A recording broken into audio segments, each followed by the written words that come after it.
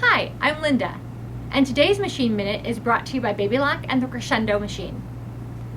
T-shirt quilts are our topic today, and we're going to give you some secrets on sewing an easy t-shirt quilt and having great success with it. You have two options when starting with t-shirt quilts. The first one is to do an all t-shirt quilt like this one is in front of me.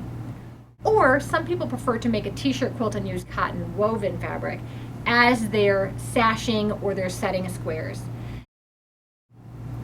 I like this style because I can use the front of the t-shirt and then also use a motif that might be on the sleeve of the t-shirt or on the back of the t-shirt and use more of the t-shirts, really capturing all those memories.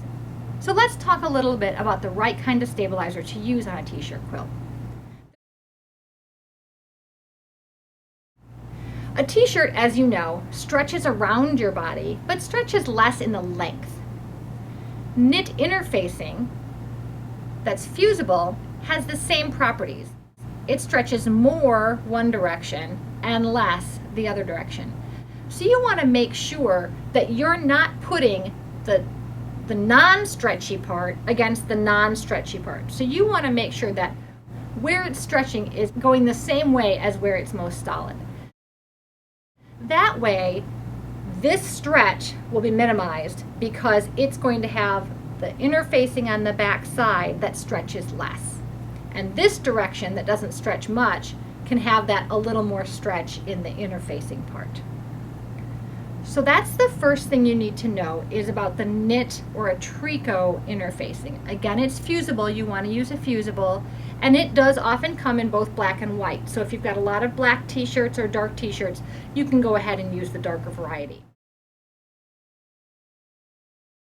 The second type of interfacing that we recommend for t-shirt quilts is a woven interfacing.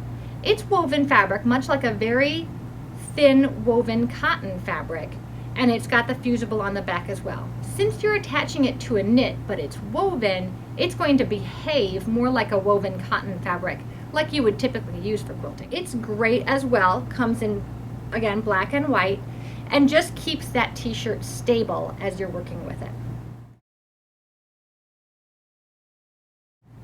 What you don't want to use is a non-woven interfacing that's thicker and heavier. You want your quilt to have some drape and some movement and be able to be wrapped around you. And if you use a thick interfacing, it gets pretty stiff.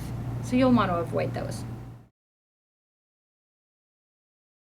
If you're sewing t-shirt to t-shirt, you might want to try, if things are starting to misshape, you might want to try using a walking foot. Its main job is to match the feed of those feed dogs that are underneath, moving the bottom fabric.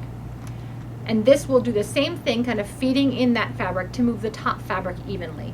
So there they are, some great secrets to make sewing your t-shirt quilt easier and more fun.